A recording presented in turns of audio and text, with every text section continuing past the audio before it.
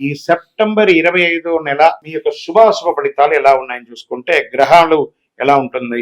సూర్యుడు సింహంలోను కన్యలో సెప్టెంబర్ 17 తర్వాత ఉంటున్నారు. దీనివల్ల విద్యా కుటుంబంపై ప్రభావం. బుధుడు కన్యలో బలంగా ఉన్నారు కాబట్టి విద్యార్థులకు వాణిజ్యానికి చాలా అనుకూలం ఉంటుందని చెప్పారు.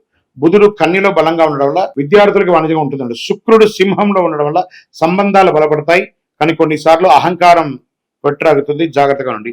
కుజుడు కర్కాటకంలోను సింహంలోను ఉండడం వల్ల ధన ఆర్థిక విషయాల్లో కాస్త జాగ్రత్త అని చెప్పారు.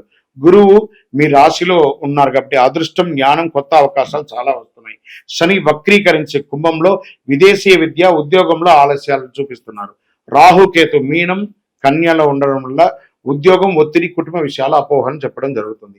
మరి వృత్తి వ్యాపారాలు ఎలా ఉన్నాయో చూసుకుంటే ప్రైవేట్ రంగానికి first IT and non IT ఉద్యోగస్తులకి ప్రమోషన్స్ అవకాశాలు, కొత్త ప్రాజెక్టులు, ఒత్తిడి పెరుగుతుంది. కొన్ని సమయాల్లో ఉద్యోగాలు ఊగిసలాడే సమస్యలు కూడా కనబడతాయి.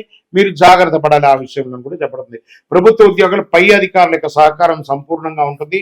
మీకు మంచి ప్రమోషన్స్ కానీ రావడం, లేదా మీకు అవార్డ్స్, ఇది స్త్రీ పురుషులు అందరికీ కూడాను అవార్డ్స్ పొందడము, లేదా మీకు ఒక ప్రశంసా పత్రం ఇవ్వడం, ఇవన్నీ జరిగే అవకాశాలు ఉన్నాయి.